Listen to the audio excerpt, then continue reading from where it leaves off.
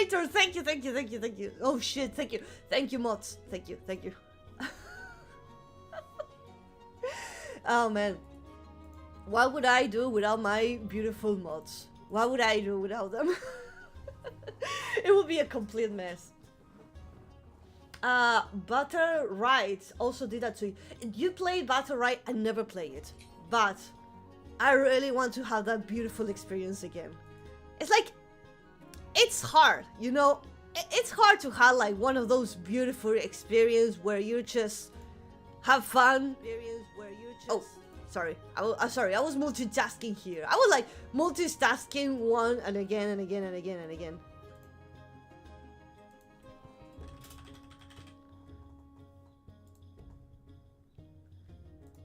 There we go.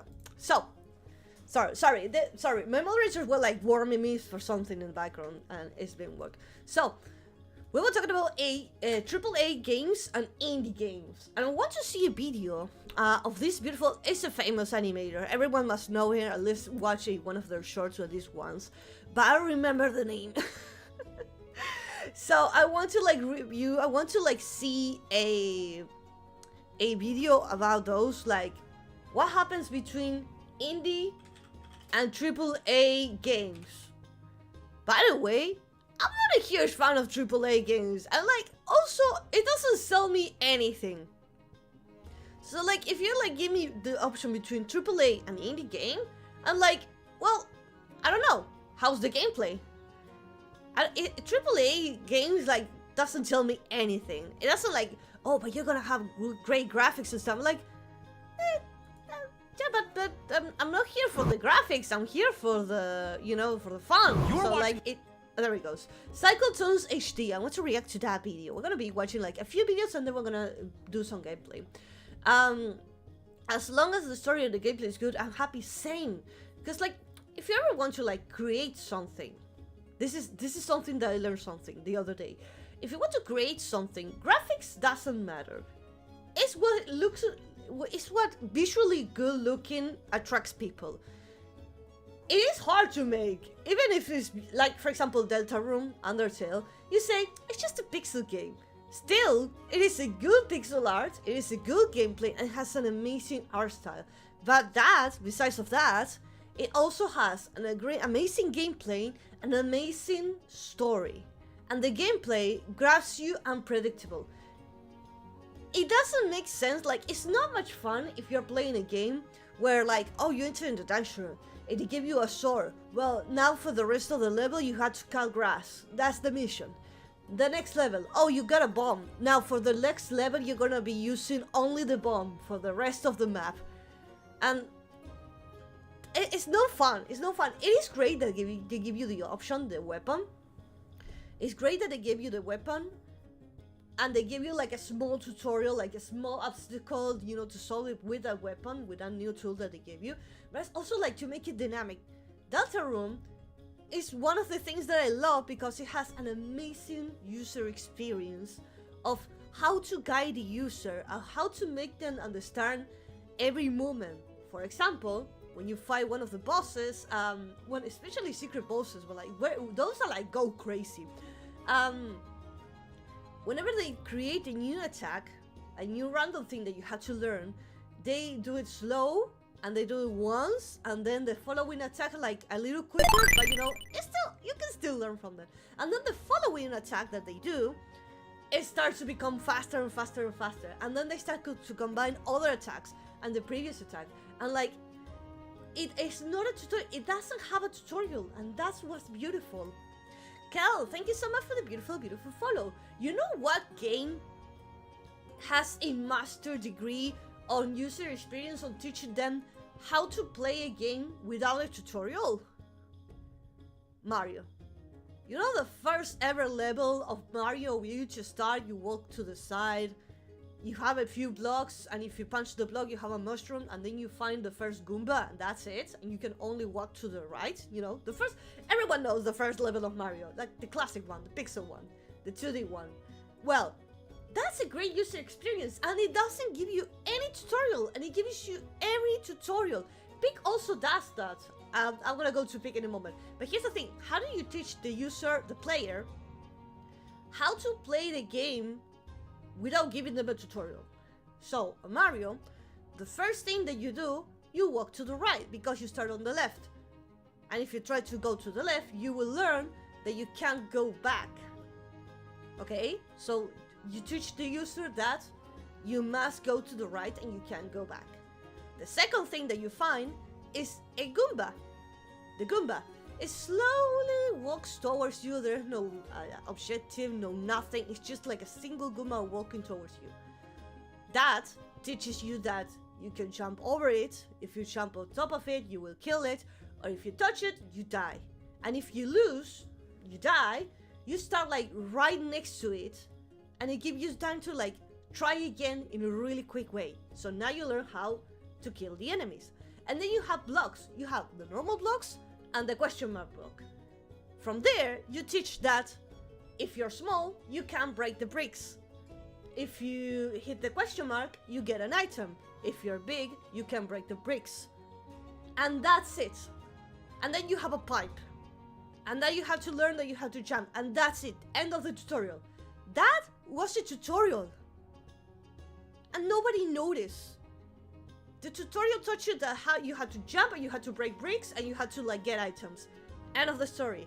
And it didn't need to like give you anything. That's amazing. That's beautiful. Bro, another great experience that I noticed when I played Peak. You know, Peak, the game that everyone's playing with the co-op. Well, Peak also has a tutorial as soon as you start. And I'm not talking the book. Because the book is a lot of pages, even though they're like just a few words. Nobody reads it. And you can ignore it. And you can miss it. You can just pass by or never find the book or never read it. Or maybe you're lazy. So how do you teach a user who skips the book and doesn't read the tutorial? Well, easy. You give them tools. The first thing that you see, the first thing that you learn is items. You have luggages, you have items, you have the backpack. Okay, you're good. Then you have some slimes. There's always slimes next to the plane. Why? Because if you have slime next to the plane on the first level, users will get curious and they will touch it. And they will slip, fall, and get poisons. Also, fools, welcome to the stream. You can't read, but you can write. Welcome. Fools, welcome to the stream. Hope you had an amazing time. Happy. We're talking about user experience. So, but there's a secret behind the slime, okay? Because maybe you could just put spikes next to the plane. But they don't. You know why? Because the slime makes you fall. If you get poisoned and you don't see the health bar going down, you don't give a fuck, or maybe you aren't paying attention, you would just keep going and you would learn nothing. Instead, the slime forces you to fall, and it will force you to see that purple means bad. Purple means poison. Okay, you teach the user the first objective, like the first enemy, let's say, obstacles, like slime, spikes, and stuff. Okay, there are bad things that are going to hurt you. Okay, what's the next thing that you need to teach the user? They need to eat. And what item they give you? They give you coconuts. Okay, you get the luggages, you might get like a random food and stuff, and you might learn, but you get coconuts. And there's also fire. On the fire, if the user gets close, they will learn that they can cook the food. The coconut has a really secret thing. You have to break the coconut. Also, you have to climb. So, in order to get the food, you teach the user how to climb, how to grab items, and that if they want to grab something, sometimes you have to throw it. And that's how you teach the user how to play. You taught the user on Peak all the tools that they need. You teach them. The enemy, how to climb, how to eat, how to throw items, how to cook, and that you need to keep an eye on your health bar. It's beautiful, and there is no tutorial. And you're saying, oh, the tutorial, there's the book. No, the tutorial is the plane. The plane itself, where you start, is the tutorial. I don't know if you noticed, but every time you spawn on Peak, you always have those items. A coconut, a slime enemy, fire, and some items. Because it's a tutorial. Kiwi says, Sea of Thieves has an accurate tutorial that explains you how to repair yourself and ship. The rest of the game mechanics is not taught to the users, so they had to explore them themselves by a friend because it's a social game, kind of like Pig is. Exactly. Sea of Thieves have some kind of experience, but here's the thing. Sea of Thieves have so many tools, so many explorations. Also, it's a game of exploration that it just gives you the basic tools, like how to play. But the rest of the thing that you need to learn is how do you manage, like, you need to fuck around and find out. That's the thing that I love it. In Sea of Thieves, sometimes the more you fuck around, the more you find out. So, that's amazing. You know, that's amazing. But can they teach me how to get a job? Hello. I mean, we can create, if you like Lost, maybe I can create a game with a user experience on how to get a job application. Hi Morgan, welcome! I'm love that you like it. Thank you, Morgan. And thank you for the support. I see what you're doing. Thank you, Morgan. How is the airport not closed down to the beginning crash of the flight? That's amazing. Oh bro, the airport is also kind of like a small tutorial. I know, like the hobby, you have nothing, but there is like that wall that you can climb, and sometimes when like you're waiting for friends to join in and like you're waiting for them, you start fucking around and then you see the climbing thing and people will start climbing. That's also part of the tutorial. You learn there that you have a stamina bar and you can just like go around. You can sprint, you can hold the shift, you go to jump like forward. Like, it's beautiful. What was the other game that your tutorial? Oh, tutorial! Dark Souls! So, how does the Dark Souls tutorial work? How is that? Like, wait, someone said about that. Someone mentioned about the Dark Souls thingy. It was Raxon. Yeah, Dark Souls has a great tutorial. So, how do you teach a user how to play Dark Souls on a game that you're constantly losing? Well, the game literally tells you. That's exactly what is happening. The tutorial teaches you that you're going to die a lot. So, how's the tutorial on Dark Souls? I haven't played Dark Souls in a while, but I think I cannot remember. I think the first thing that how you play Dark Souls, I think one of the first ones, but like a really long time, and I don't remember exactly the tutorial how it went, so if I make a mistake, let me know. Also, Robert, 2003 football. Thank you so much for the beautiful follow. Highly appreciate it. Thank you. So, Dark Souls, how do they teach you? Well, first thing first, they teach you how to interact, because that's the most basic thing that you need to know. You know, interact. They give you like a shitty sword.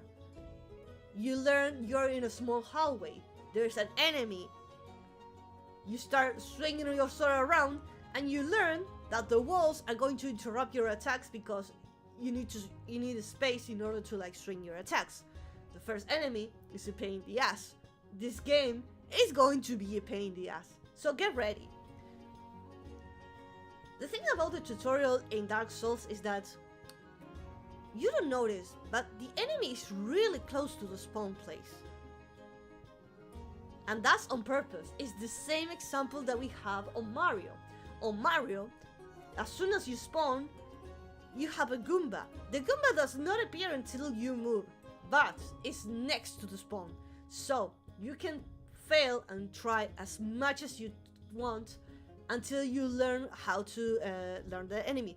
Because if you put the enemy, let's say the enemy is really, really far away from the spawn, okay? And you just walk. First thing first, you learn nothing on the way. Second, if that's the first enemy and it's really far away from the spawn, you have no idea how to attack, how to defend, how to move, how to dodge, how to crouch, what's the pattern, how do they move, what is the hitbox, do they attack from distance, do they attack for close range, do they have spells, how do the spells look? Like, you have to teach them everything, and just by visually teach them. You don't have to put any text, just visually I have to tell you everything by just looking at it. So, the enemy needs to be like almost near close to the spawn, because if you fail, you get to try again and then you learn. Also, welcome to D-Rex. Welcome to the stream. How you doing? Is that a pack of... It's S-tier blood I have in my hands. And that's the beautiful... There's a video of a guy making his dad play Dark Souls as his first game. It's really interesting to watch him struggle with how to read the UI plus the controls. That complemented with a Rasputin video about making her girlfriend play games is a really good explanation of how we learn gaming. That's beautiful. That's amazing. But yeah, like, it doesn't matter the age. It doesn't matter like if you're related to technology or not. You must understand it. Like, it doesn't matter like if you have never ever grabbed a game before in your human life. You must understand it by just watching, by just seeing sounds, visuals, actions. So he was one of the old guys who hated games that says after he has done the most fun challenging experiences, it's like, exactly, bro. I remember there was a part of the quote-unquote tutorial of Dark Souls. I remember there was like a text on the ground. Even if you don't read the text says there is a shield in front of you. Like in front of you, like there's going to be a shield that protects you from arrows. Okay, usually games, they give you the shield without any challenge. In Dark Souls, they put the shield in a really thin hallway, and the other side there is a guy shooting at you arrows, and you have no shield. Well, that teaches you a lot. It teaches you that the game is going to be not fair. We're not going to give you anything just for free. You had to fight for it. That you have to dodge, you have to time it, there's going to be traps, and sometimes you have to fuck around and find out. So that was a beautiful experience.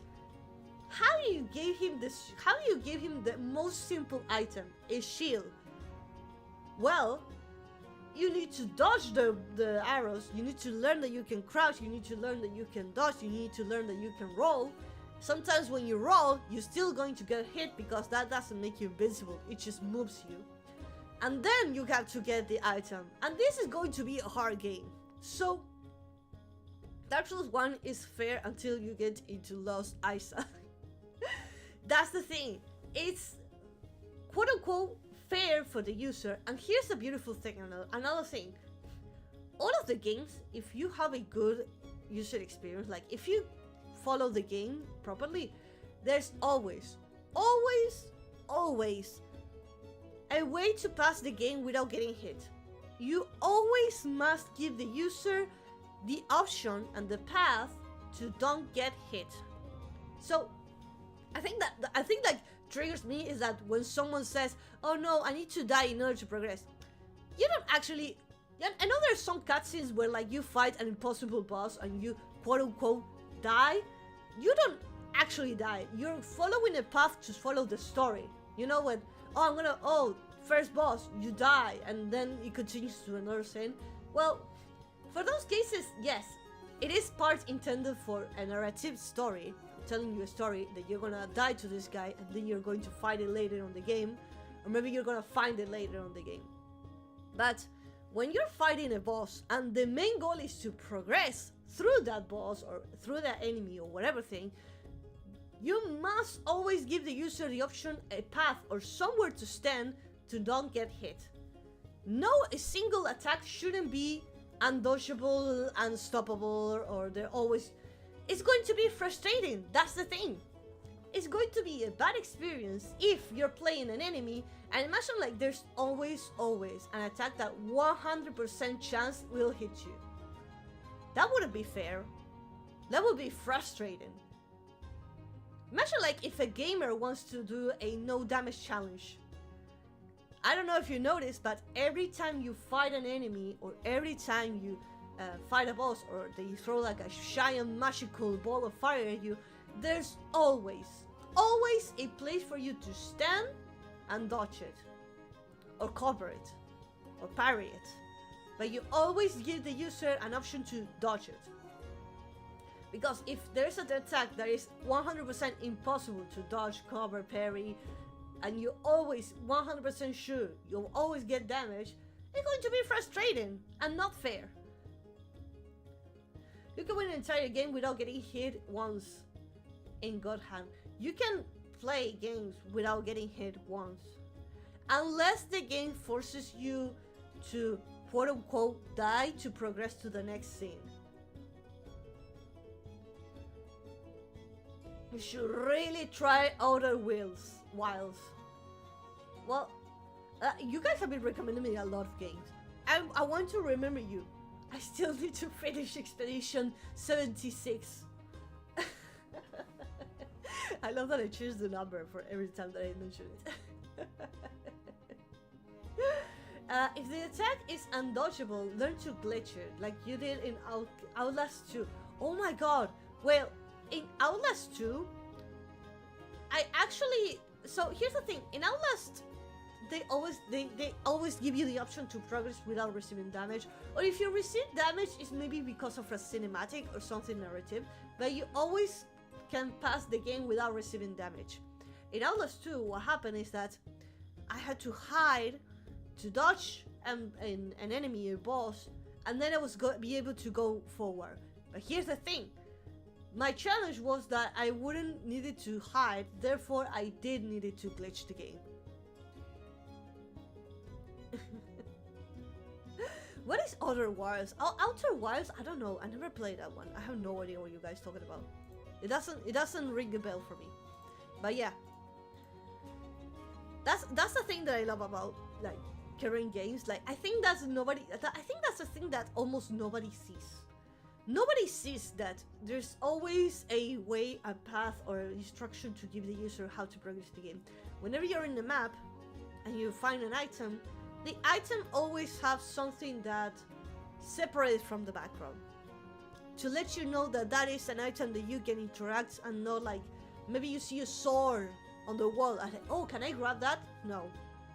How do you know that you can grab that sword and it's just the decoration? Well, it doesn't shine.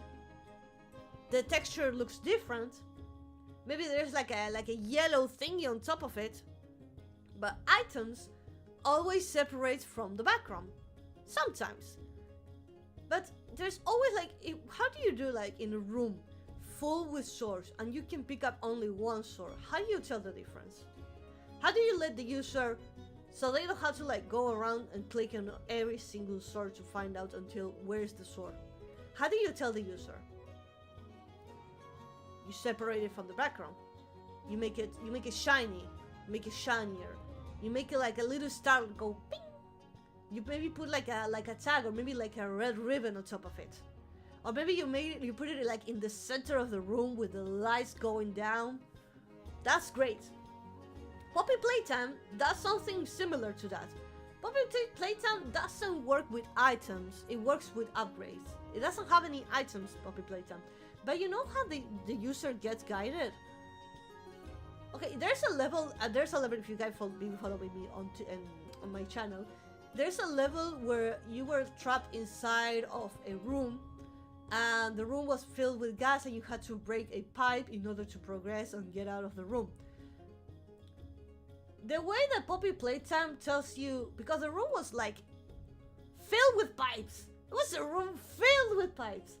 I noticed later that the way that they managed to like tell you which pipe that you had to interact, it was a single pipe with a single light pointed at the pipe, and the pipe had like a little red scratch thingy. All of the pipe were like perfectly fine and they were like in the dark, and there was like one light pointing at the pipe and the pipe was like slightly out and scratched with the things. That's how you tell the user that's the pipe that you had to touch. But here's the thing, I didn't like much the user experience of Poppy Playtime because it was confusing and it wasn't clear where the things are. Again, some of the interactive things that you can do on the game were like highlighted above the background. It was blended in the background, and it was for me hard to understand which items you were capable of interacting And some items that you had to touch or like interact in order to progress, they were like outside of my point of view. Every time you get on a map, you need to look around all of the room to find out like all the tools that you can use in order to progress. The problem that I have with Puppy Playtime is that some tools I couldn't find them. They're like so hidden. They were like so bad positioned them that it felt confusing for me. I didn't have like a good experience because the puzzles sometimes were like hard, but it was like a bad experience because the items the tools that allow you to progress were like really hidden, or maybe didn't make sense. Like a logic that we found on the Puppet Playtime is that it doesn't make sense that all employees in a factory, in order to go to one room to another, they have to solve a puzzle and do a parkour thingy. That doesn't make sense, right? It doesn't make sense that the power of the company is pulled by a toy, or that instead of having stairs to get to another room, you had to do like a weird parkour. And it also like, it wasn't logical like, oh, the factory is like destroyed and you had to do a parkour because the stairs are broken, so therefore you had to find a way. It was like, no, the factory works like this. All employees must have this toy and do like a weird parkour thingy in order to progress. Like, make it look like the factory like go destroy it and I need to find a way around. That felt like orientation skills. Yeah, they were like terrible. They were like, doesn't make much logical, but okay. Remember when she got stuck in a simple puzzle for an hour and a half? Bro, that was terrible. That was horrifying. That wasn't like even a good experience. That was just like, I want to skip this. When I feel like I'm having a bad time and I just want to, like, you know, the game will fail when you Google the solution. When you like go and Google the solution because you want to skip it and you're not interested on how to do this, you skip it. That's a bad experience. I remember we joked about the FEO supposed to solve all the problem in the factory. Again, yes, like, it doesn't make sense. One thing is to break logic, but it has a logic sense. For example, magic. Magic doesn't exist. But in a game, in a fantasy world, we do understand how magic works. We do understand fireball means that it's a ball of fire and it will hurt you. There is a logic. Fantasy worlds, or any kind of world that you imagine, has a follow rule. All magic worlds have rules, have a logic behind them. In Puppet Playtime, the logic is that the toys got possessed by the souls of children. Good, that's a good logic. Now, it didn't make sense that, oh, in order to go to the next room, you had to solve a puzzle. What? But it wasn't like a logical puzzle, like really complex, weird puzzle that had no sense. Like, why would you need to play with a toy, connect wires that are crossing across the room just to open a door?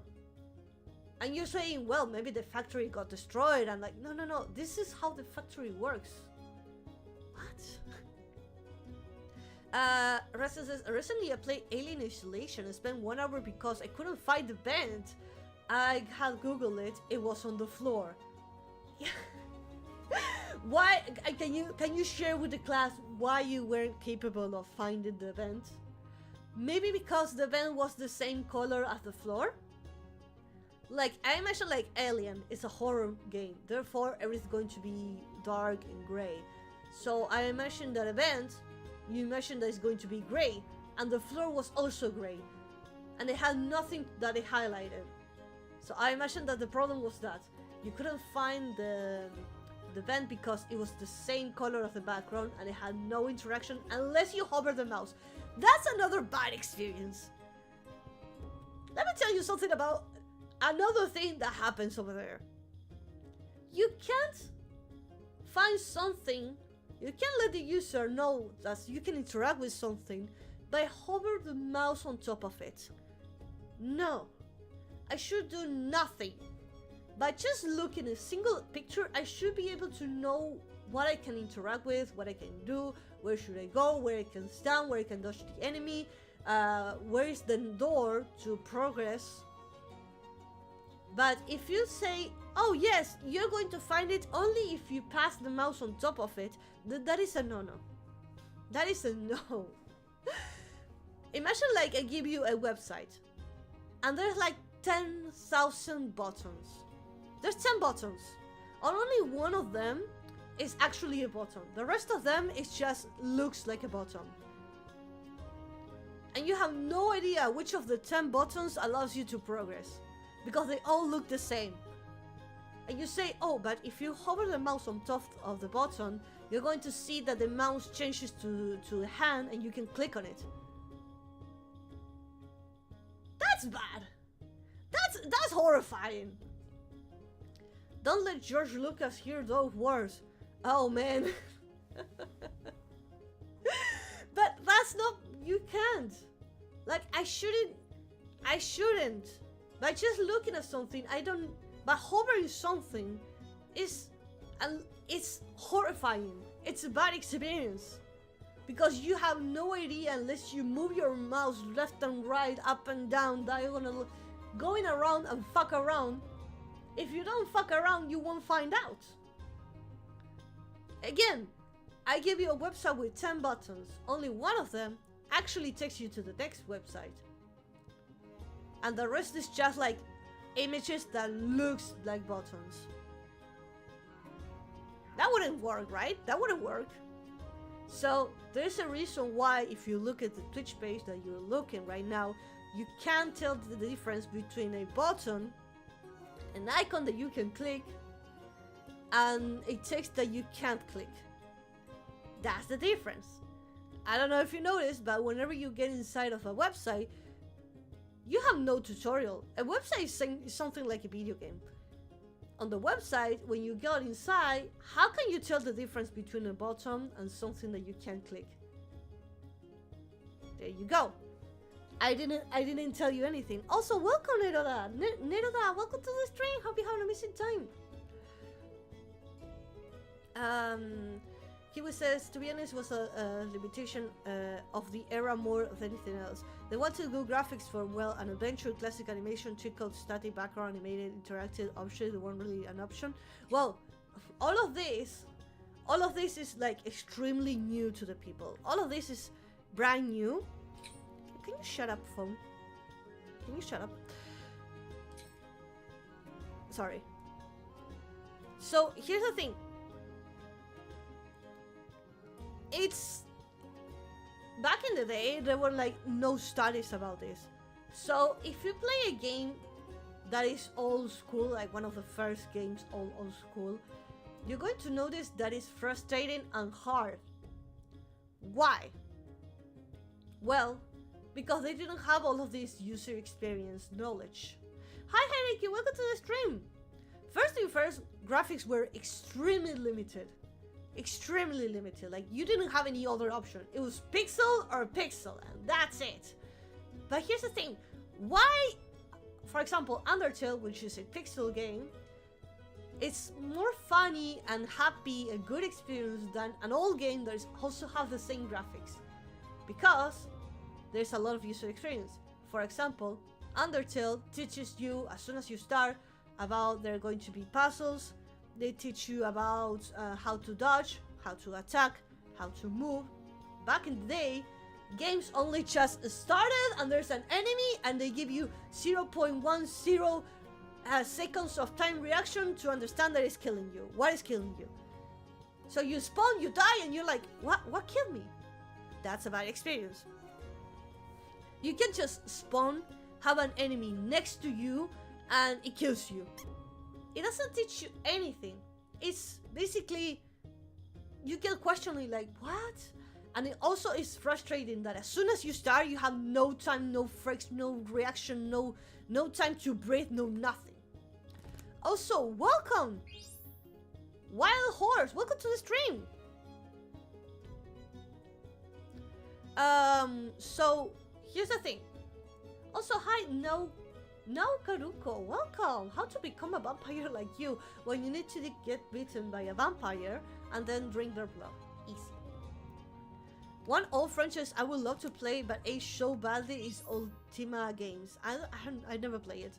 But I know, and I think that happens with all games is that they didn't tell you or give you feedback or anything. So, you know when sometimes there's an enemy coming? And you know that it's coming. How do you know that it's coming? Well, you maybe add like a little arrow on the side, on the corner, on the border of the screen, or maybe you give them like a sound. But there's also the option that you always have to find everything by visual. Also, welcome professional. Thank you so much for the follow. Highly appreciate it. Welcome. Hi X. Hello. Hi X. Welcome, welcome. So, the old games, the reason why they're hard and frustrating is because they have zero experience of how to tell you how to fight an enemy, how to use the controls, how to fight if there are items, how to face an enemy. Usually back old games, here what happened.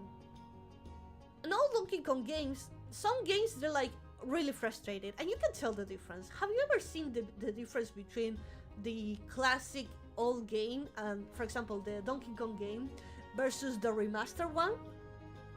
Well, and you notice that some things besides of the graphics, some stuff change. They fix those user experience problems. Like, maybe if I'm standing here on the corner, let's say I'm standing here on the right of the corner, if an enemy comes from this side, I can see it. If I'm standing here on this corner, I cannot see what's outside of the screen. But if I force the user that the max limit is here in the middle of the screen, and I put you like an arrow here telling you that an enemy is coming, or maybe I make you see the enemy coming here, if you're stuck in here, then you have time to react and see that the enemy is coming. Now, if I allow the user to stuck here on the wall, then you're not going to see what's outside of the screen. So sometimes games forces you to stop on this type of the corner, or maybe the camera allows you to move until this part of the screen, so it gives you time to react and understand that an enemy is coming, that something bad is approaching. Hey, warning, something is coming. Beware, prepare yourself. Also, another bad experience that the old Donkey Kong game brought. Donkey Kong games are like amazing game, but it also have a problem. Sometimes the items on the things that you can interact, or sometimes enemies, blended with the background. The background was so confusing, was so chaotic, that you couldn't tell the difference between an item, an enemy, or the background. Let me see if I can Donkey Kong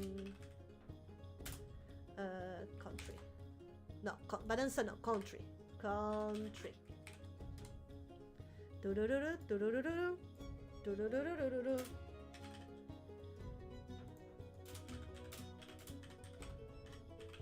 I'm doing a research. I need to visually show you guys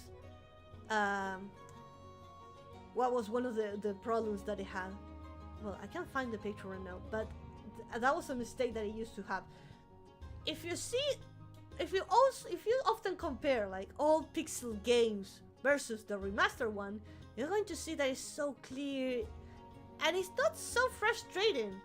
It's easier and it's more happy to experience. That's because they changed the graphics. Let me show you an example. Here.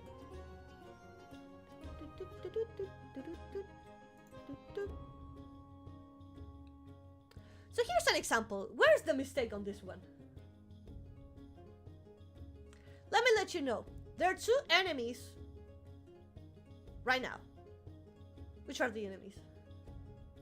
These are the fish. The fish are the enemies. The fish are the enemies. The walls, I mean, well, yeah, you can tell the difference of the walls and the water because the water foam, the background is blue and the walls are green. But here, let me let you know, you can sometimes get stuck here on the corner of the wall. You could just like be on the borders on the screen, and you wouldn't know what is coming.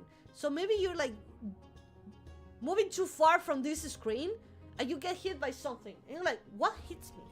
What hits me? You don't know, and you will never know, because you died.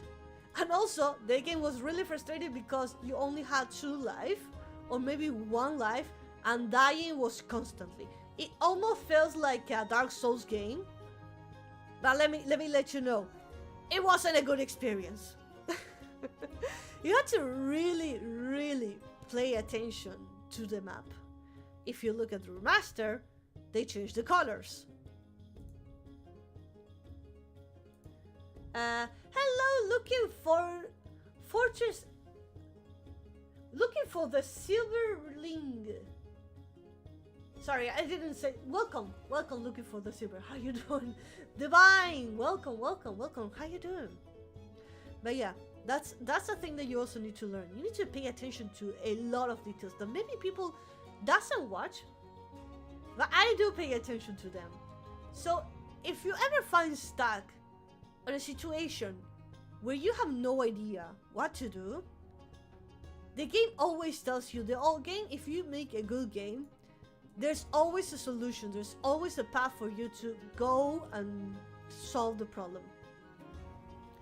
Hello, I cast Unholy Headband. Oh, thank you so much. Thank you, thank you, thank you, thank you. Thank you so much. Oh, this is the video. This is the video that I wanted to watch, guys. We don't usually do react videos, but this is a video that I wanted to watch with you guys. How are you doing? I'm doing amazing. Thank you so much. Let me get to the corner and we can start. Why do I sound British when I say corner? Corner. This is the video that I want to like. How good graphics kill video games. Okay, one thing is like try to make it look good. Another thing is like try to simulate as much as reality as possible. Which again, not a huge fan. I'm just here for the gameplay and for the story. If the story and the gameplay doesn't work, the rest is just decoration. This video most likely from a phone, possibly a computer or a TV, and if you're really freakish, maybe even a smartwatch. Hey man, you okay? What are you doing here? Everything all right at home? But regardless of your chosen device, all of them are made up of a combination of red, blue, and green blips, tricking your stupid reptilian brain that what you're seeing is real, 3-dimensional, and filled with millions of colors. And since gaming consoles and displays have grown and evolved over time, gaming has tried to keep up, and for decades it did, with enormous graphical leaps that would genuinely, instantly antiquate what came before it. And if you grew up in the 90s like me, you would have seen modern gaming evolve from this to this. And before my childhood, you'd have moved from arcades to in-home gaming to crazy visuals in your pocket. But if you're growing up now or just getting into gaming in the last 10 or so years, you would have seen modern games go from this to this. But somehow the prices to make and play these things have gone from this to this. What? We are no longer living in a time of meaningful graphical evolution, and half the time we seem to be going straight fucking backwards with a monstrously higher development cost too. But why, when we look back at two different titles, really from any era, one striving for realism and the other a defined art style, we reliably get the same conclusion? One will soon be replaced by a slightly different looking, equally as expensive to produce product, but style is forever. I love that style is really important. The art style is what defines your game. Like as soon as I see your game, the art style is what highlights. The art style is what I see. To be fair, hyperrealism is an art style. It is. And it can make games immersive. The Alan Wake series, the storyizations you kept in time. I'll watch it in a minute. But I know that realism is an art style, and realism is a way for the games. Like people like to see as real and immersive as possible. But here's the thing: if the gameplay is just walk around and press one button, is it a game? For example, there are some games that is just graphics and it's just telling a story, which it's okay. There are some games that you literally do nothing.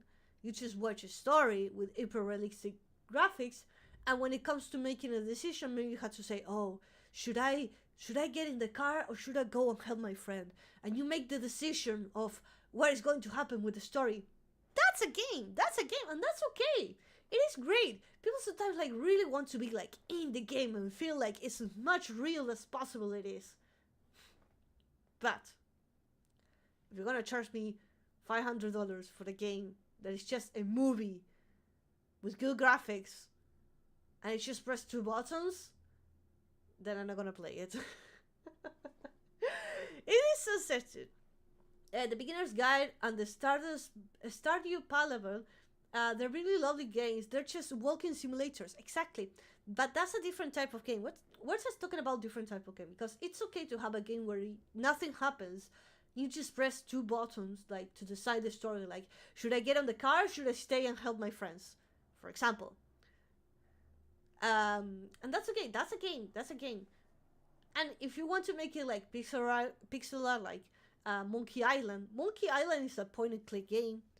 I saw someone play. I did it for a video to someone who were playing a game who was like that. Who were like, you were just literally looking at a story, and every now and then you had to press A or B to decide which option you were going to be. That's okay, but whenever here's the but.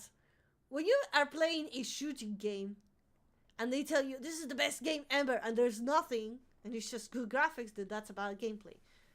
It depends on the game that you're trying to do.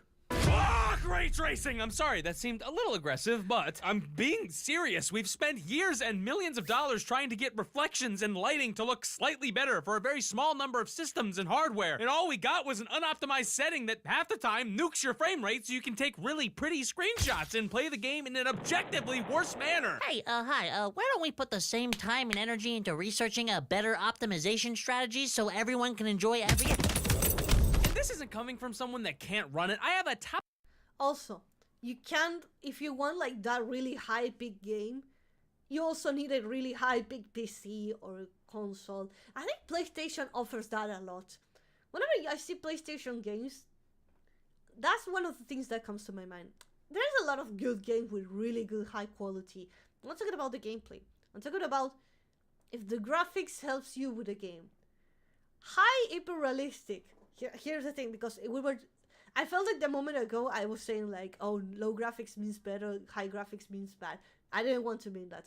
What I wanted to mean is that graphics helps you on what you want to send the message to the user. As you guys said, the hyper-realism, like making the game look as real as possible, it looks great for, as you said, if submersion into a story. And again, if you just want to press 2 buttons to decide a story and just watch a story game, that's great. But if the graphics, any graphics, are not telling you how to progress in the game, or it leaves you stuck to something, that is not going to work. Top of the line gamer PC, and still the First thing I do when I start a game is turn off motion blur and ray tracing. Wow, now it's actually a good game that runs and looks good! But check this out. Mario in Unreal Engine 5 out now! But the argument for or against this, for me, doesn't only come from a place of aesthetic, because I'm sure with time it'll eventually get better. It also comes from a financial one. The entire newly named AA and higher gaming industry are frantically trying to make their games look as ridiculously next-gen as possible. But newsflash, dipshits, the next-gen doesn't fucking exist anymore! We've reached gargantuan levels of diminishing returns here, but we're somehow simultaneously chasing the dragon of progress with 100 times more money than ever before. Development costs have ballooned by tens of millions of dollars, which means the prices of games have ballooned with it. Everyone is frantically spending every resource for 1% improvements, and temp jobs, layoffs, and rotating doors are common in the gaming industry now. But I know I don't need to explain how horrible the current game development landscape is, but maybe you haven't considered some of the reasons as to why it exists. Many companies have fallen in love with the video part more than the game part. See, the AAA gaming industry loves marketing, often more than developing. They love flashy trailers, banner ads, slogans, catchphrases and numbers on a screen that mean absolutely nothing because it allows them to pander to their shareholders. We are the future! They are the stupid... Oh man, the new AI-powered glunch board with 90 billion terashits of mega slop! You'll be blasting off at 14,000 frames of...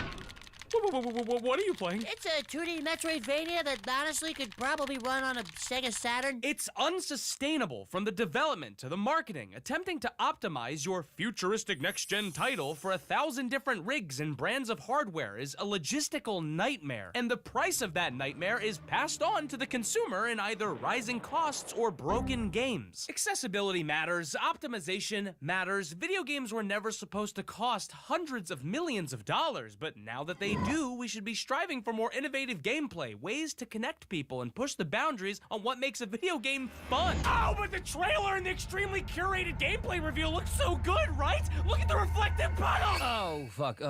I don't look at the bottles. Do not look at the bottle. It is funny, like, I do agree that sometimes whenever you see a gameplay or a video, they only show you the marketing part. Like, oh, we're gonna show you like a 1 second of the gameplay, and the rest of the hour we're gonna show you a really, really close up detail of the hair and the reflection of the water.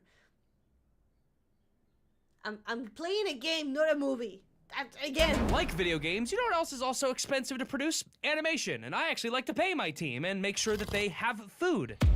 I did not say you could have 2 hot dogs! This video is sponsored by Crystal of Atlan and their new crossover with Digimon? Your boy, back to the video. Biblioblames, shockingly, actually haven't been impacted by inflation as much as you may think. In the 90s, PS1 games were $50 and Nintendo 64 games were often $60 to $70 fucking dollars. Fun fact, that's actually where the 64 comes from because it was 64, never mind. Adjusted for inflation, that would be like $100 to nearly $150 a pop for each game. All I got was goddamn clay fighters. Wait, hold up, this game rules. But the cost to make and market a game now is like nothing we've ever seen before. Halo 3's budget was around $50 million, and that included a world-class, one-of-a-kind marketing campaign that took the planet by storm. While Halo Infinite's was rumored to have a budget of nearly $500 million, a 1,000% increase. And as much as I truly love many aspects of that game, it released with a fraction of Halo 3's original content, and the marketing wasn't anything near Halo 3's. So where is the money going? Well, game dev teams are armies now. Keeping up with modern hardware is beyond difficult. The marketing world is wider and more saturated than ever. Shipping physical games is becoming a detriment, and post-release support is now mandatory. This is why the prices of games are skyrocketing. Subscription-based models that allow companies to pre-plan budgets are getting more popular, and microtransactions and bleed pricing is getting more commonplace. And if we want all of these things to stop, I'm not kidding when I say games need to be smaller, look less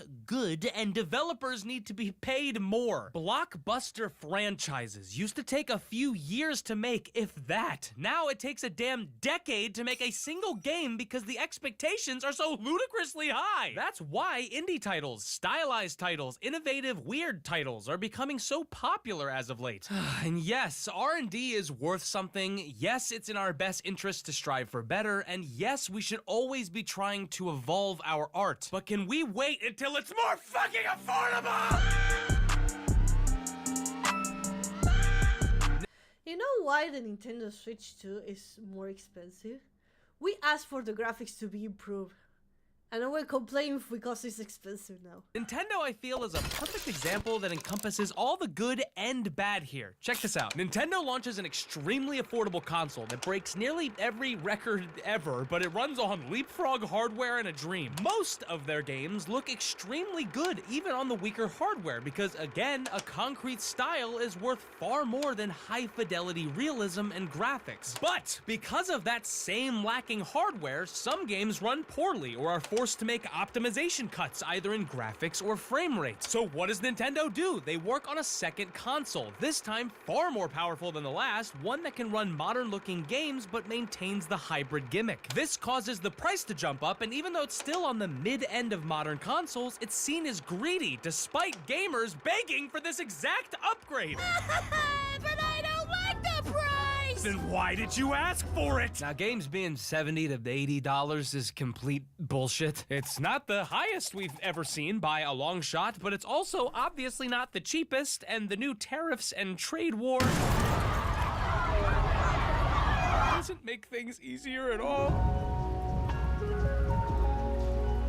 Why do old Pokemon sprites still ooze charm, but every 3D Pokemon game somehow looks worse than the last? Why are indie games coming out faster than ever, toppling AAA studios and claiming so many awards? How do these smaller gaming experiences, sometimes made by a single individual, garner such massive loving fan bases? Balatro, Vampire Survivors, Slay the Princess, Inscription, Animal Well, Pizza Tower, Blueprints. Because a refined art style will always age better than the skin pores of the month. Because you can tell an emotional story, no matter your poly count, and because bold and defined visuals let your game stand apart and speak for themselves, no matter the budget. Just take a look at Expedition 33, a small team's first project, an outstandingly beautiful title that blends the two design philosophies together, sacrificing neither while making a visually distinct and affordable game. By the way, this is like one of the best games I've played in the recent decade. If it doesn't win Game of the Year, I might actually like lose my mind. And this isn't like nostalgia glaze either. This effect happens time and time again, and not just with modern indie games, the gaming industry as a whole. Look, Last of Us is an incredible game. No argument there. One of my favorites, and obviously a very high fidelity and pretty game, especially for 2013. And by the way, do you want your brain to like fucking melt? Last of Us released a year before Dark Souls 2. Yeah, what? But do we really need to remaster The Last of Us so many times to the point where you can't tell the fucking difference? What the fuck's the point of this? What the hell does this mean? You all are spending meals on something I can't fucking say! Now, none of these arguments mean bunk shit if I can't point you towards a modern game that encompasses all of the attributes I'm seeking in a title. Affordable for the consumer, low development costs, balanced and sustainable work environment, gameplay first framework, kinda indie but kinda not indie, no long bloated playtime, stylized graphics that will age beautifully, heart, soul, and dare I say it, fun? What the hell? A game's priority being fun? I give you one of the most innovative, impressive, and genuinely fun games ever Hi-Fi created, Rush, where yes. there unironically wasn't a 5-minute gap at any point where I wasn't smiling ear to ear. If I could sum up this title in one word, it would be hybrexneotheristic, which I made the fuck up because there's no actual fucking word in the English language that can describe how good this game is. From the very first second to the last, this game assaults your senses with a bombardment of creative ideas, only to throw them away 5 minutes later so they can fit in another dozen crazy mechanics into the same section of the same level. It's downright baffling how many fun And look at the graphics. It looks amazing. The graphic looks incredible amazing. interesting gameplay ideas are packed into this 12-hour game, and how often they build off of them multiple times. Not only is Split Fiction insanely fun, but it's optimized beautifully, runs like butter, and looks so damn good. I've never seen a studio flex how comfortable and confident they are like this. It seems like every art asset, set piece, landscape, color, style, and effect was lovingly crafted with zero internal friction. Everything is on full display here with unabashed passion and heart. This game is a 10, but it's not just a 10. It's a 10 that also has a buddy pass, so your co-op partner doesn't even need to pick the already affordable game up to play the entire experience. It's a 10 that pursued a timeless, cost-effective, beautiful art style. It's a 10 that prioritized the player over the profits. It's a 10 that proved you can still develop a Game of the Year contender without spending hundreds of millions of dollars. But maybe, most importantly, it's a 10 that I know I can replay in 20 years and it will still be as good as I remember it. That's what we're looking for. That's what we're looking for. To have fun, to have good graphics, it needs to be balanced. Perfectly balanced, as everything. It has to be perfectly balanced, and that's the beauty. Man, we learned a lot of that today. We've been talking about like this. Sorry. Shotgun Radio is one of those type of games. There is... while you guys keep saying what kind of games are those who like beautiful, Braxton's magical, Twitch is making sure you amazing. stay hydrated. I'm gonna Thank you for the hydration and the strength. Yeah, I'm gonna go. I need to go to the bathroom. I need to take the pee-pee break. So I'm gonna charge my bottle of water, and I also gonna be charging my joystick because today, this afternoon, I need to play a game with Fus Arcana, and he invited me to play a game, and I need to make sure that my joystick are charged. So I'm gonna take 5-minute break. 5-minute break, guys. I'm gonna be 5-minute break. I'll be right back. I'm gonna leave you guys with the game, the tiny little game. I'll be right back, and then we're gonna be play Expedition 96. I'll keep changing the numbers. I keep changing the number. Be right back, guys. Be back.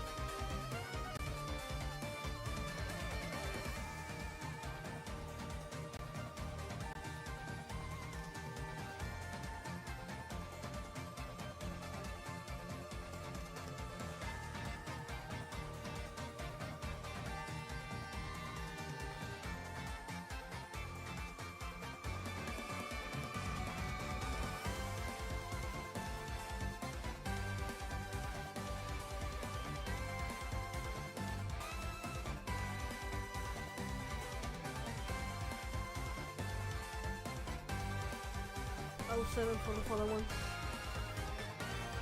Alright, I'm back. I wanna test something. Can my mods change the category? Expedition 69. Glad obscure. Hello! Hi, sorry, you were like on your streak, you were like hyping. Oh man, thank you!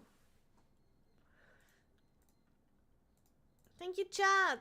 Sorry, interrupted your high pick gameplay. Oh, you changed the category! Yippee! Thank you, Rax! Yeah, we got it right. I like rhythm, car, and war games. Ooh, nice. Also, let me check the volume of the game is low. Oh. I think what I'm going to do with this game, I'm gonna play it here on stream, and then I'm gonna play it off stream and take me free time to explore everything. I love it. I don't know if I'm going to play this game. I mean, I love it. I love it. I'll see.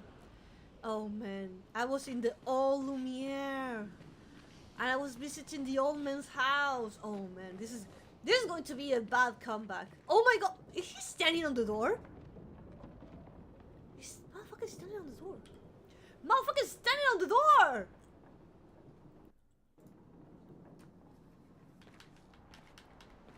Oh boy, I'm gonna die because I don't remember how to play this game exactly. Oh man. Welcome back home. He just farted? I saw the mist. Oh my god, he did. I'd really like for you all to survive this. Oh, they skipped the first cutscene. Oh man. Guys, I forgot how to parry. Forced us into this. Ah! I pressed all the buttons and it worked.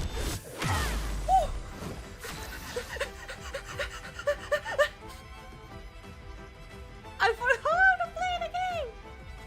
Don't unplug joystick. Do not betray me.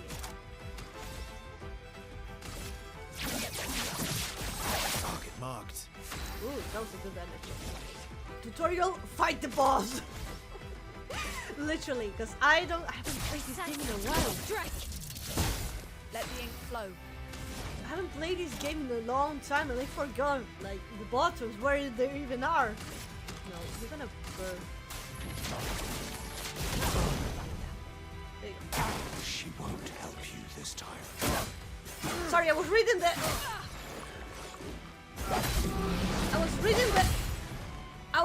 how the dodges. I was reading the dodges. Sorry. I was reading how to Target the marked. dodge and thing. I'm not angry, just disappointed. I'm not angry, just disappointed. He just said that. He just said, I'm not angry, just disappointed.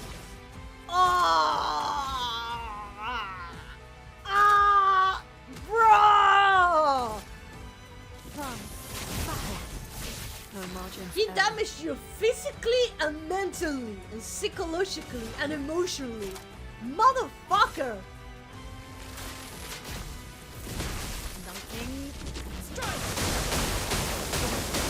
Okay.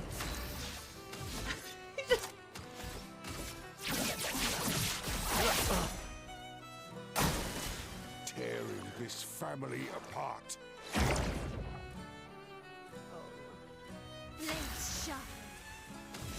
Should I shoot these fuckers?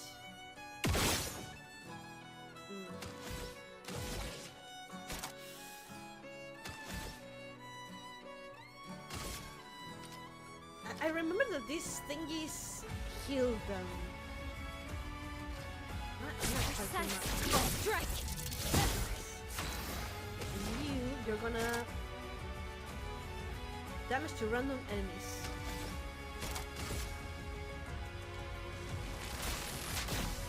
Lightning. Strike. Okay. I should be fighting by my side. Woo! Woo!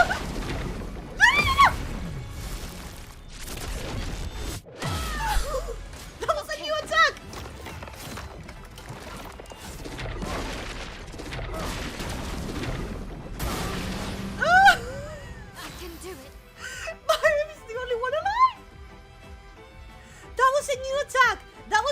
attack!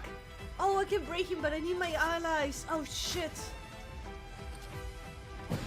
Oh, bro, that was a new attack. Carve a path. Oh, no. Okay, Let's dodge go it. again. Bro, come on! Oh, shit. Oh, he heals. Oh, man. Come on, Monaco! Monaco! Your turn to dance. Oh, I forgot the mask. Today. Yes, I love a dance. Oh, boy. No, stop healing. Oh, I need to kill the fuckers. Yeah, I need to redo this and kill the fuckers. Oh. Fuck. No, I need to start all over again. Bro, I feel like I'm doing no damage.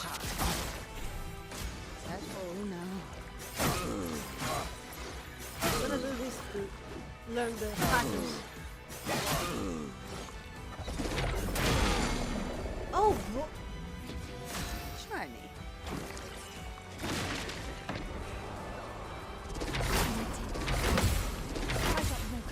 Your turn to shine. Oh, bro, it's so hot. Holy heal. Yeah. And I'm not going to win this, but I need to practice and remember. To bleed.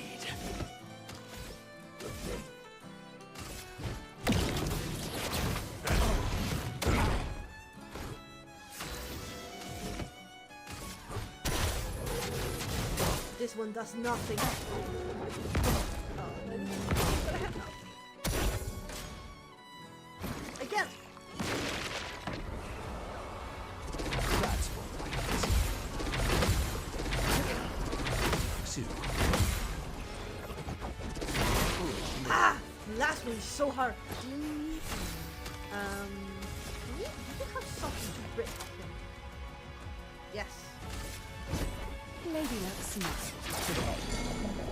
Time to bleed. I feel like still breaking him does nothing. From the bitter dregs.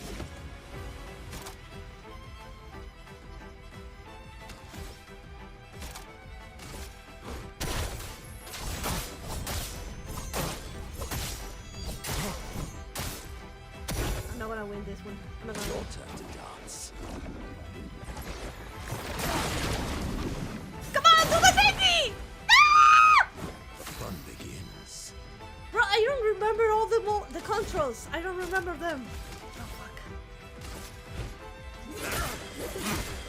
I should have revived her. Oh no, I can't.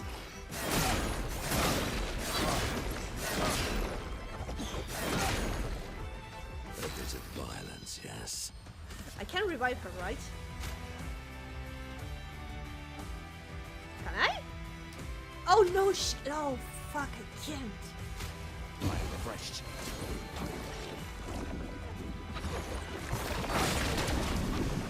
Fuck. No! Oh bro, I forgot that he can erase your character.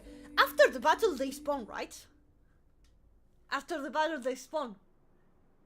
After the battle they spawn, right? Guys? Guys? They spawn, right? Once the battle is gone, like, they respawn, right? Guys? Guys? Oh, yeah. Don't scare me. Don't scare me like that. Jesus fucking Christ. I forgot the Forced Guardian us Fairy. to this point.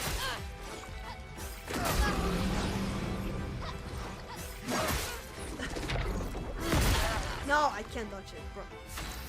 Timing. Target marked. Didn't do that much damage as I wanted, but okay. I was freaking dying. Feel the burn. She won't help you this time.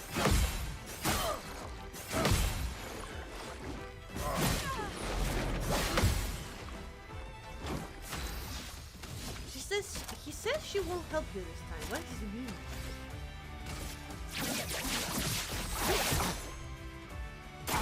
I'm not Let's angry, just disappointed.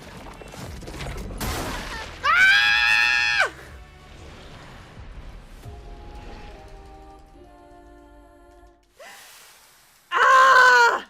I need to come and lock the fuck in if I want to win this. If I want to win this, I need to lock the fuck in. And just focus on the music. Might must survive, she does a lot of damage. I know. Actually, everyone should survive, but you know, we're trying our best. Okay, guys. I need to lock in. Sorry. I won't be I'd talking. really like for you all to survive this. I need to lock in. Ah, fuck. Time to lock in. Shit. You Okay. forced us to this point.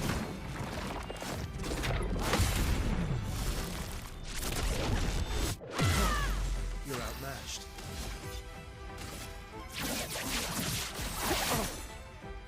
Yeah. Precise strike.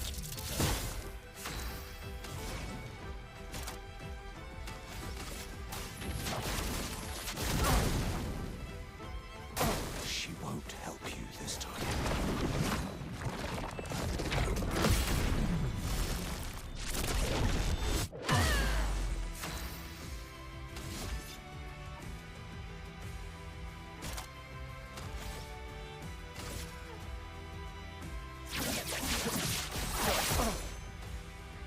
I'll do it. I'm not angry, just disappointed. No!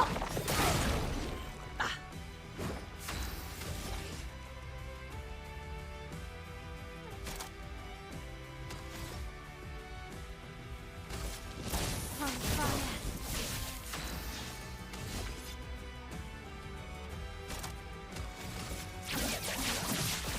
Target marked. Tearing this family apart. Blades sharpened. Precise strike. Careful now. Should be fighting by my side.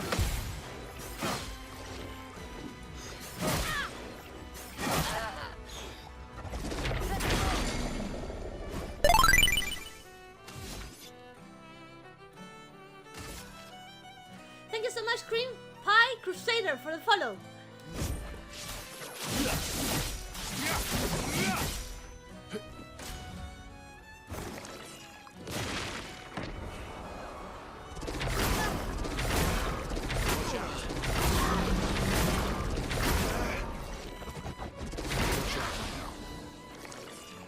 On guard.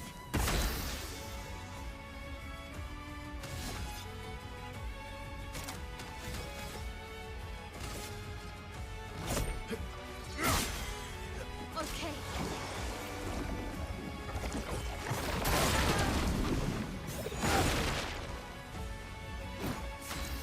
Wait. Wait, she didn't banish her because he died. That actually was useful. Because she's back.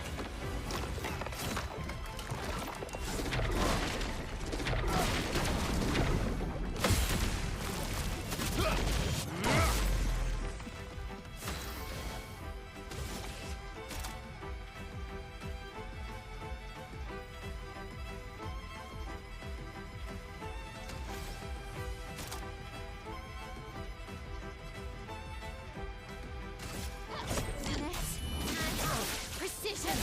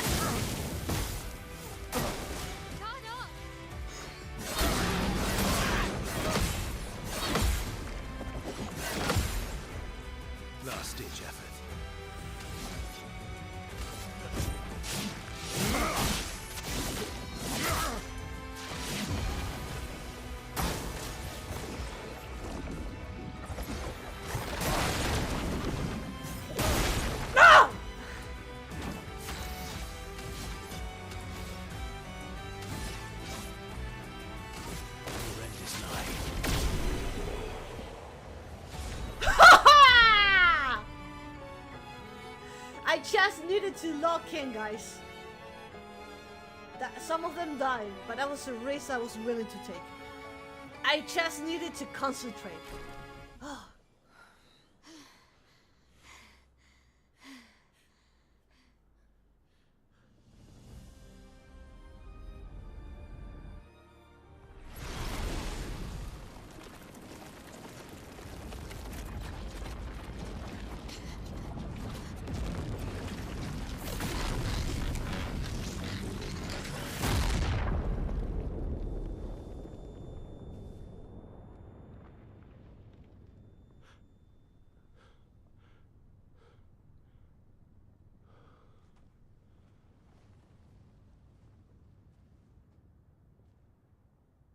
Everyone all right?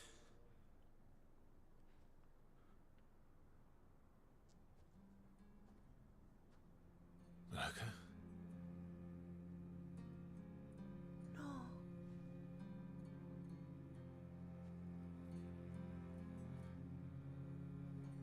No. Noko's broken. We can fix it. It's broken. Why can't you accept who you are? Alicia.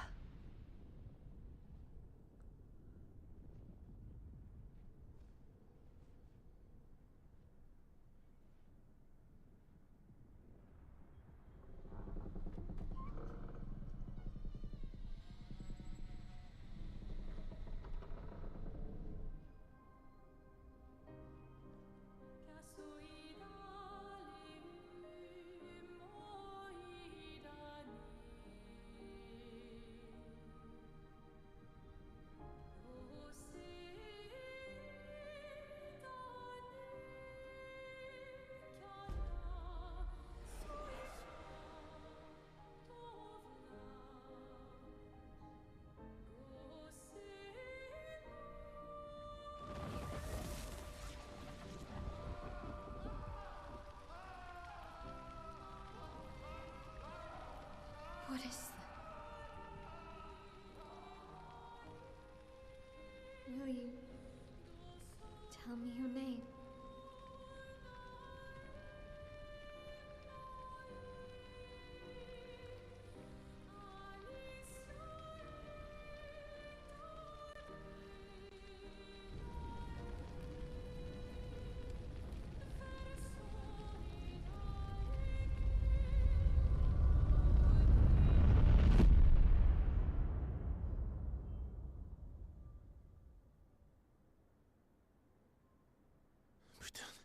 Where did it go? No. Alicia. Fuck!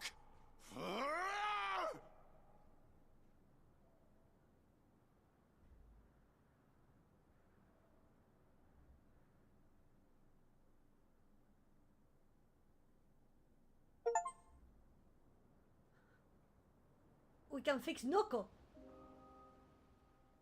Noko was just... We can fix Noko. He said he was just broken. We can fix him. Oh, sorry.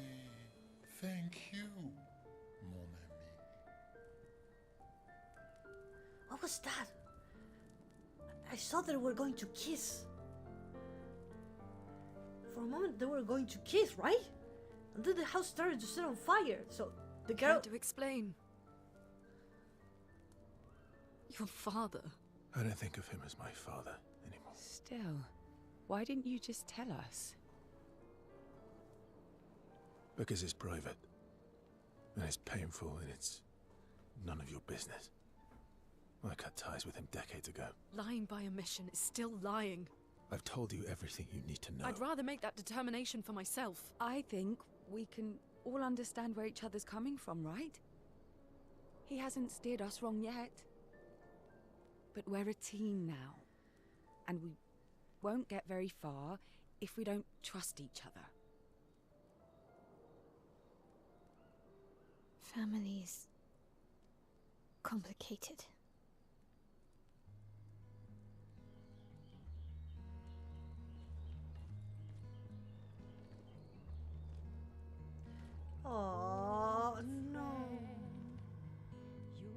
traveled miles, No. spinning in Aw. circles, your blind eyes on the dial,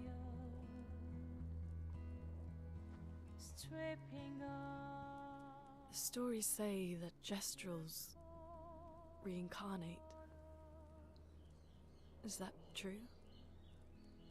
Can you bring Noko back?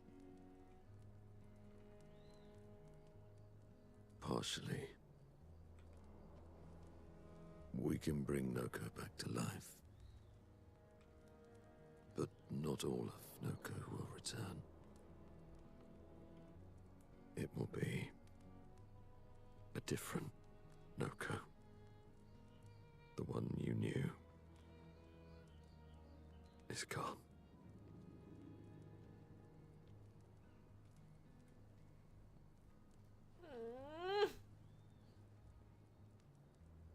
I'm so very sorry, my friend. And all for naught. The painter's heart was in that manor, and now it's gone. We have no way to access the monolith. Expedition 58 seemed to think you knew another way. What? We found 58 and their journals. So that's how you... I wasn't hiding it. If that's what you're implying. It's a dead end. Wait, what are you talking about? There is someone else who can help us. Who? Oh.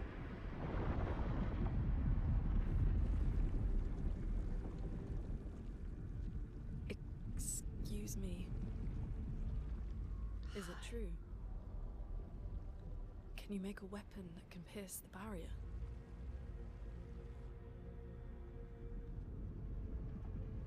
Do you need something from the Axons?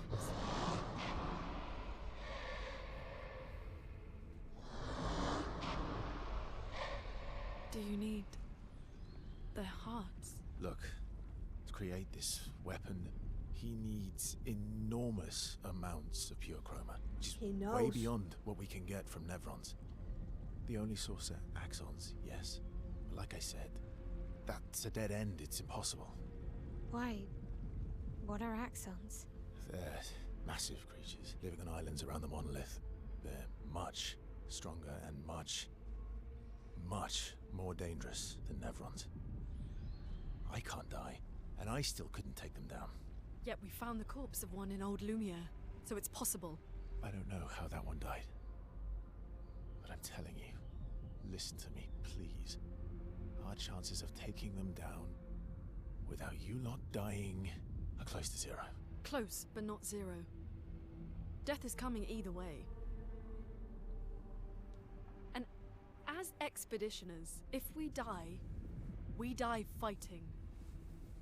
Wonderful pep talk. I know.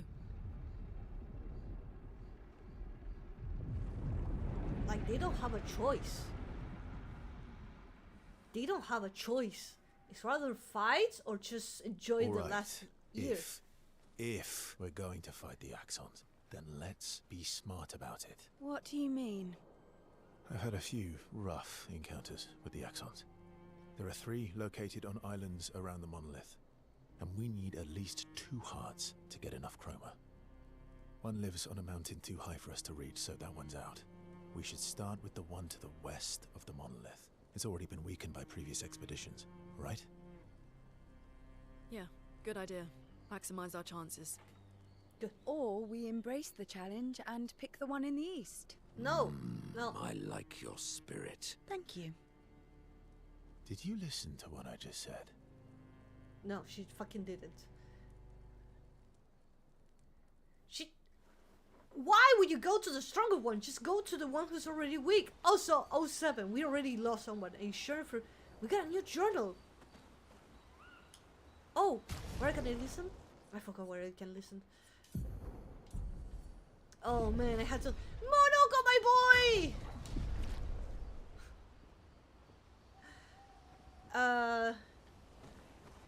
You did the strongest first? I am good. I did this, I did that, I did this.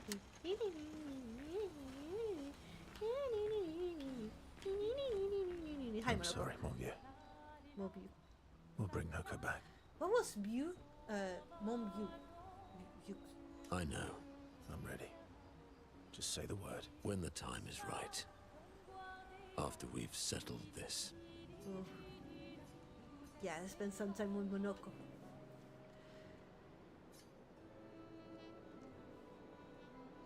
Polishing your collection of Nev legs. Yes. Aren't they beautiful? Man, what lovely fits. Beautiful is a word one could use. Yes, I too find legs and enemies to be beautiful. Beautiful is a word that one could use. Monbius, you said? Yes. Your lack of enthusiasm is disappointing. Why do you need to polish them anyway? A warrior must be prepared for battle. And battle is just as much mental as physical. Yeah. Mental, eh? Imagine you're a Nevron, and you see me, charging toward you, brandishing the well-polished and gleaming leg of one of your brethren. Think of the intimidation. Always establish intimidation. True. I wouldn't want to battle anyone who's using your hairy foot as a club. All for the smell and the intimidation. And then I transform into one of them. Ha! Intimidation and confusion. I like Monoko. From that alone, the battle is already won. The rest is mere cleanup. But it doesn't seem to go once as stat tags. Oh, you're right. Yeah. Funny. Doesn't seem to work for you against stalacts, does it? Stalacts are too stupid to realize they should be intimidated and confused. Right. Definitely not because you're afraid of them. Pah! Me? I fear no Nevron. Least of all a stalact. Perfect. In that case, want to go intimidate some stalacts? We've got some time to kill. Yes. Well, that would definitely be quite exhilarating. But maybe later. I really need to finish polishing all these legs. I've still got 20 more to go. I've missed you. Oh. Alright then. Come on, move over and hand me an extra cloth. Let's get these legs shining so bright they blind our enemies and send them screaming. As they polish Neverland, Monoko exuberantly blows a war chant, and both disperse into singing as alone. They sing together. Aww. We get a relationship! Then couples to shush them, but end up joining and polishing effort. It takes a while, but they finally finish and head back to the others. Oh man, that was funny. He's polishing his shoes. If you talk to Golgra while using Monoko, she just find you without saying you want to find. Ready for the axons? Okay, Maev, I really want to question, why does the old man says you should be fighting by my side, because I do believe Maev is part of the family. Of course you are. You want to spend time with Maev? Yes. Wait. What was it like for you, growing up in Lumiere? Aside from being a sad and lonely orphan, it was great. She was an orphan. Although technically, everyone in Lumiere is an orphan. How old were you when your parents passed away? Around 3, I guess. Yeah. Oh. It was an unwelcome surprise. They never wanted kids. And they definitely didn't want one right before their gamage. Oh. Yeah. Your arrival must have caused quite a bit of concern. Panic's probably a better word. Panic. And they died. And I bounced around from family to family. I can't even remember all of them. I was kind of a weird kid, I guess. So was I. Oh. Oh yeah. Yeah, I was obsessed with my piano and my paint set. I was a bit more severe than that. There's a I piano used to there. have lots of nightmares and talk to myself. Kept running away from home all the time. Nah, if that's weird, then we're all weird. Actually, I kind of think everyone's a weird kid in someone's eyes. Well, I was a weird kid in everyone's eyes. Even Gustav's. Kind of. Stop. It's why he and his sister took me in. Nobody else wanted me. I guess Gustav and Emma used to be weird kids too. So they liked me. See? Everyone's weird. Everyone's weird.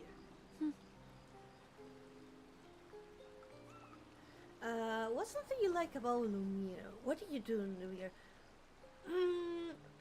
What do you What's like? something you liked about Lumiere? Wandering around the buildings. Nobody wanted me for any of the fancy apprenticeships. So I got stuck as a runner for the warehouses. But that turned out to be kind of nice. I got to go everywhere in the city. I probably know the place better than anyone. Yeah? What was your favorite place? The Hanging Gardens. Me and Gustav used to go up there a lot. Do you miss Lumiere? Yeah. I do. Not just the place, but everything about that time. The festivals, the gardens, dancing the night away on the harbour. Before... well, all this. That home is gone. Not just the place, but also the people. You have us now? For a year. Yeah. And you've got me. Aww. So, you want to dance the night away? Maybe us, Ciel. No! Maya starts to open up to Bersa. She feels more comfortable with him.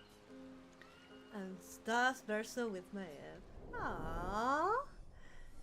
Level up! Maya level 3. Aww. Maya and Bersa spend some time reminiscing about the past. They head back to the others. Oh boy! Listen to me, oh, this thing is getting closer.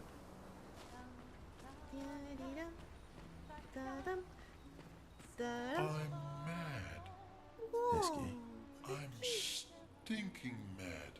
Stinky mad. About Noko. That was mean. Yeah.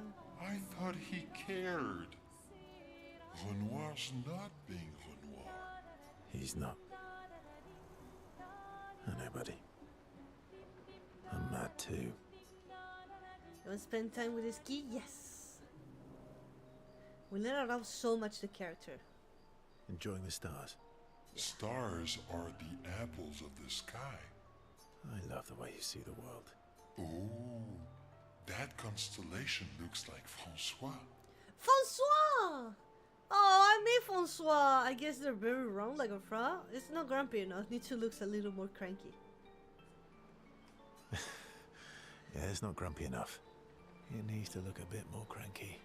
He's not grumpy. He's just sad. Aww. He misses Claire. Who's Claire? Enfant used to be all wee, but now he's all Aww. We? yes, wee. Back in the day, when there was nothing in the world except the four of us flying around on adventures. They used to fly? Ah, I see. And, Woo? Yeah, centuries go by without your best friends. That's gonna make you go. Aww. How come you're not grumpy like Francois? I am grumpy. Oh, are you now? I too am woo, but I'm also wee. So the wee balances the woo. Aww. You might say a bit wee woo wee wee wee woo. You might say you're a bit, wee woo, then. You really get me, Verso. I'm a bit, wee woo myself. Although I'm a bit more woo than wee these days. Oh, he headbutts him! Oh, that's so cute! He's headbutted him! Hey, that one looks a little like Minoko. Oh, and if you squint and sort of scrunch up your face, that one next to it looks like Noko. Noko! Persons can feel their bond deepen after this meaningful interaction. Aww. You're so cute. They spend more time looking at the stars, saying they look like things they absolutely do not look like. This kid's nonsense inspires Verso. Gradient attack unlock versus striker. What? We all needed a ski in our lives. Aww. Why did I unlock? Also, I had like a new weapon. I got a new weapon, but I don't know for who. For you, level 10. Batloom. Unfortunately, the weapons doesn't have. Oh, you also have a new one. Unfortunately, the weapons doesn't have like a story or information about them. But damn.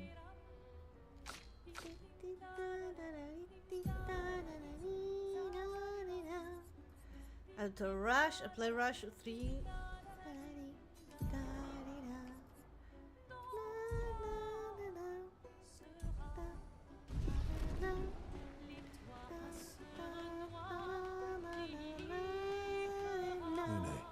Hi, Loon. Okay. We'll, talk later then. You want to stand down, Willum? We can do the talk later now. Loon stands by the fire, deep in thought. Verso tries to get her attention.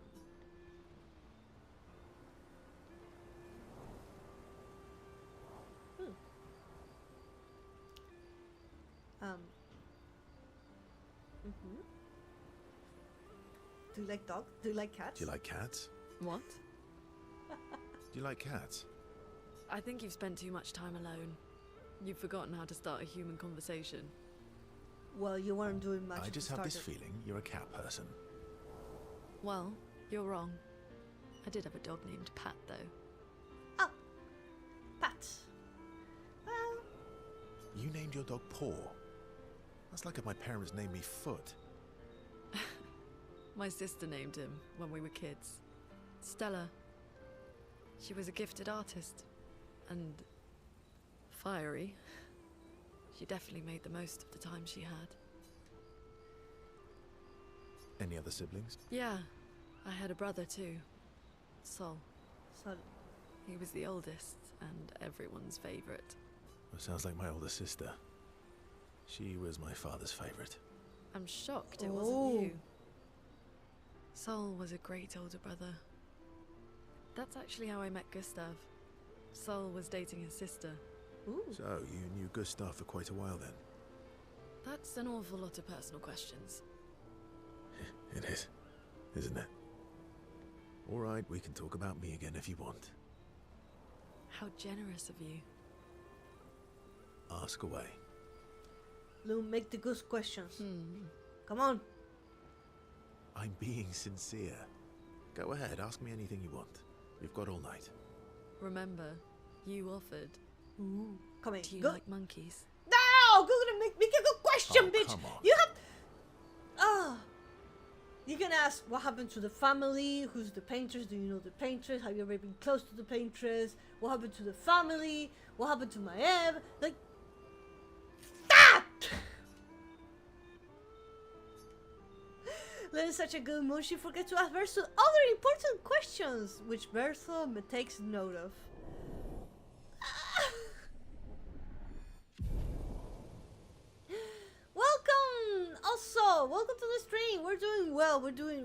night camp right now. Welcome, Silent Ghost. How you doing? They have a bit more fun together. Heading back to the camp. No, this is why I let you die. Of all the characters that have been dying, Loon. For fuck's sake, please. Please. You could have asked something really important. Never defeated an Axon. They're kind of tough. And do you think our chances are close to 0? I didn't think you cared about odds. Lune and I have less than a year. But ooh, Mayel's different. Ooh. Let us spend time with Ciel? Yes. Story time? Story time. Let me think. Come on. You've been alive for over 60 years. You must have tons of stories. Over 100 years actually, so it's hard to choose. Over 100 years, actually. Yeah. So it's hard to choose. You're 100 years old and so indecisive? All right. Let me think. Something that really... I'm going to share something really dark with you. I'm going to share something personal. Okay. I'm going to share something deeply personal with you. Oh, I'm so intrigued. It's about my hair. Your hair? The hair? That's a bit literal on the dark and personal.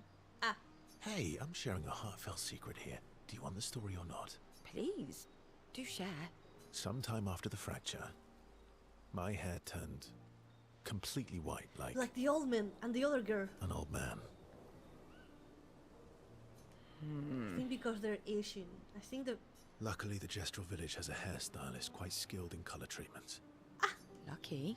But he's always napping when I get there, and his apprentice always mucks things up. I'm lucky my hair's not purple this time. Purple could be fun. So, your turn.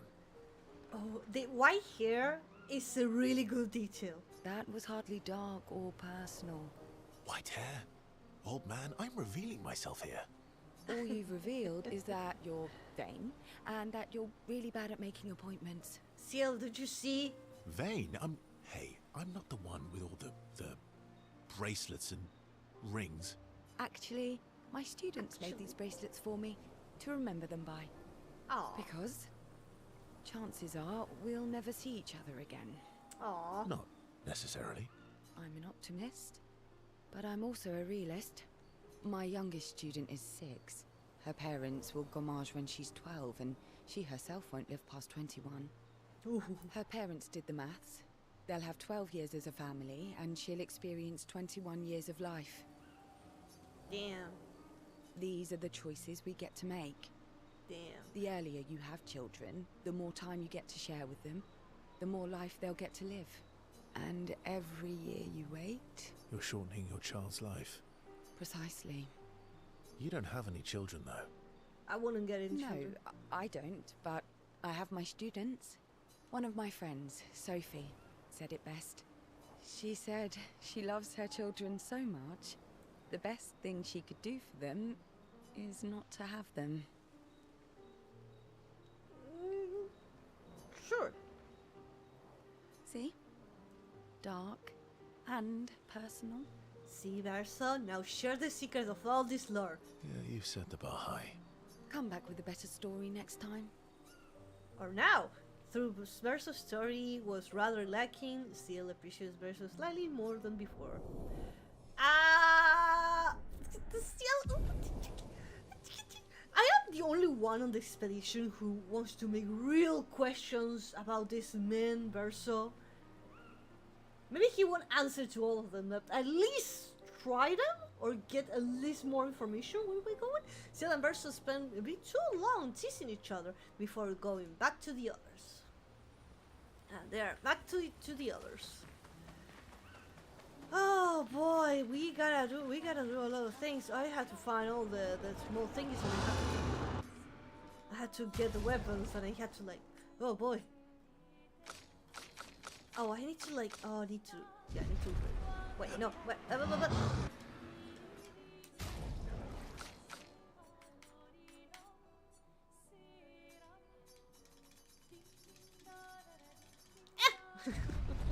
I wanted to know too, but I think it's nice to learn about the tribal thing. Yeah.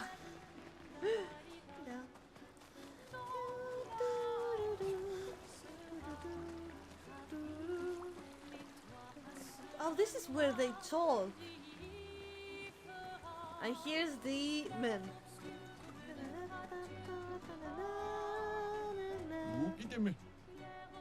One of 9. I found one of 9 of them.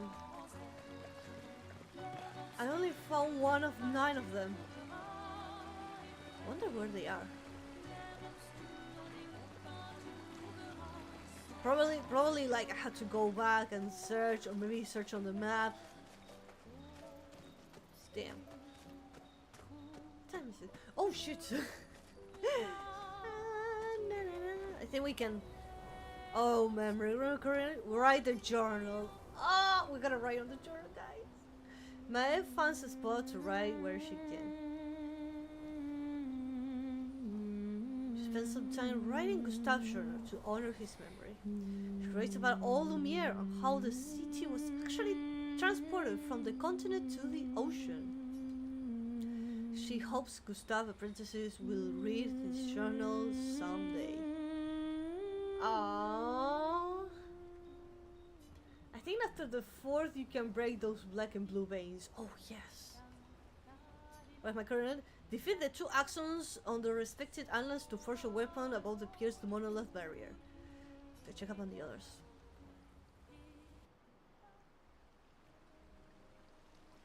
So, the masked person with Renoir, that's your sister?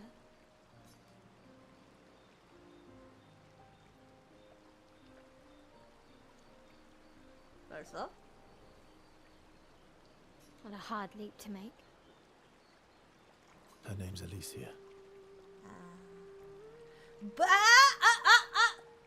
But when he was fighting the old man, he said, "Move Alicia." He called Maeve Alicia.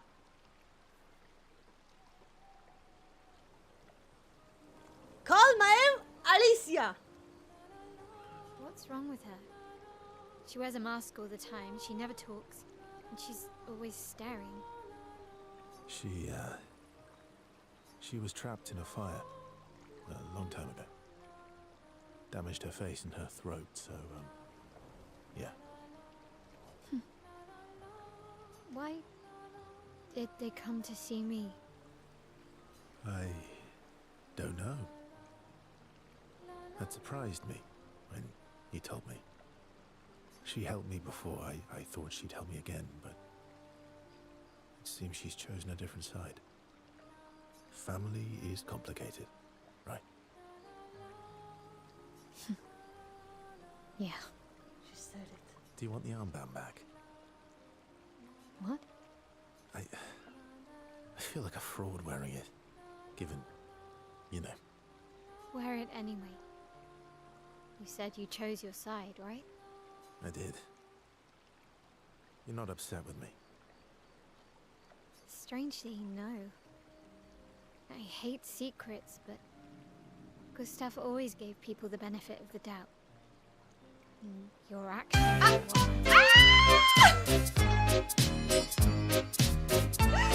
Oh my god! Optional now! Welcome to the stream! Oh my god, that was loud! Shulmal raided my castle with 11 mortals. Welcome, mortals! My name is Noferi Shisaku. As the vampire, future ruler of all humankind, welcome to my stream. We were just playing Expedition 33, 69, 17, 120, whatever. But welcome to Mal, welcome Miles, and thank you to Optimum Mal and everyone. Welcome to thank you so much for bringing these beautiful and delicious, beautiful photos that you have. So how are you doing? We were just playing Expedition 33 and I was like, finishing stream in a moment. So, how was your time with the Mal? By the way, if you need to go and rest, go, drink water, take a break, stretch your arms, go. If you need to go, go. But thank you so much for this beautiful, beautiful raid. We have been yapping for a while, a really long time, and then we were playing, and now we started playing Expedition 33. I also playing Expedition 33. That's amazing. Yeah, we're just like right here in this moment. I don't know where you are, so I'm not going to say anything, but I'm just going to leave it like this. So thank you so much, Mel, for bringing here. If you're playing Expedition 3 and you don't want to get any spoilers, you have been warned. Oh, you're just right after Act 1. Oh, well, I'm progressing Act 2 right now. I'm progressing Act 2, so if you don't want to receive any spoilers, it's okay. You can leave. You can mute and just leave it on the tab on the side. But thank you. You think I'm a little further ahead? Nice. Well, yeah, probably. We're probably like around the same time because I didn't have much time to play it. But that's okay. But again, guys, thank you so much for the beautiful raid. Hope you have an amazing time, Mal. You're the first quarter of Act 2, Nofi. Oh, okay. I did 0 progress since the end of Act 1. The problem is that I have been playing it so often, so therefore my memory, my smooth brain is kind of forgetting some moments. But I'll try to play it more. You are more advanced. Oh, okay, so you're way more advanced than me. You know more about me. Yeah, I was thinking of really thinking of maybe instead of like playing this game after yapping, do like a quote-unquote Expedition 33 subathon where I just play the game non-stop until I finish it, so I keep remember the things, so I can keep progressing, so I can keep progressing on the game. But I was thinking of like really play this game so I can make some progress. But thank you so much for the raid again, and hope you had an amazing day and happy weekend. Happy Sunday, everyone. So let's continue with the story. Strangely, no, I hate secrets, but Gustav always gave people the benefit of the doubt, and your actions are what matters for trust you. And thank you so much, Optimal Mal. Thank you so much for the follow. Highly appreciate it.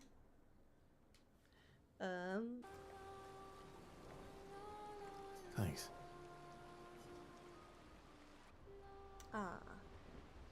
And we just finished checking on everyone and spending the time with everyone, and now we finally go to sleep. A subathon will be fun. It will be fun. I would love to. Higher ranks increase versus damage up to 200. Ski ability alone. We can fly. No, swim through coral reef. Oh. Expedition escape. Ski can now take you to the continent from any expedition flag. What? Bro, what a beautiful view.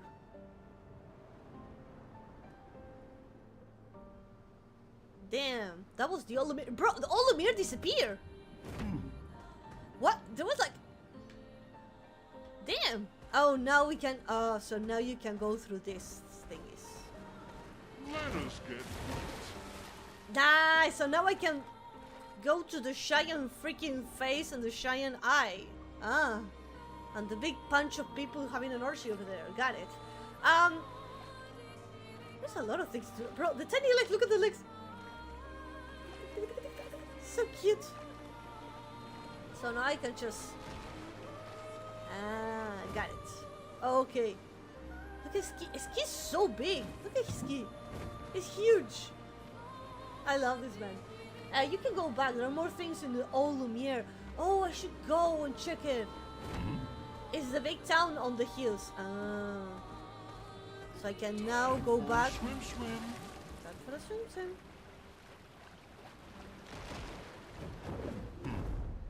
Yeah, that's the old Lumiere. That's the CD drive behind it. But you know, you can crush corals. I can. Acceleration.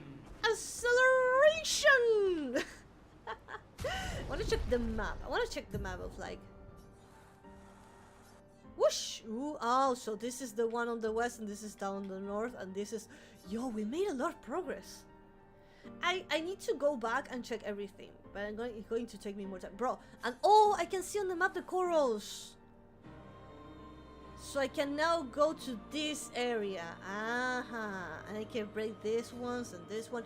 I think we already did one of those of the beach, but now we can like and we can go here that I tried last time. Oh boy, there's like I did explore as much as I can on this area in here. I think I did as much as I can, but I didn't didn't explore much on this island. I think this is Act 1, Act 2, and here's going to be Act 3. You can see the Cheyenne walking on the water, then fight it. You can definitely win against it right now. Okay. Well, I'm glad that my chat finally have some belief on me. Like, they believe on me. Because usually, you know what my chat usually does? They constantly be like, oh no, skill issue, no, you're gonna lose, no, you're not gonna win this one, you're gonna fucking lose. I'm like, bro, at least give me some hope, okay?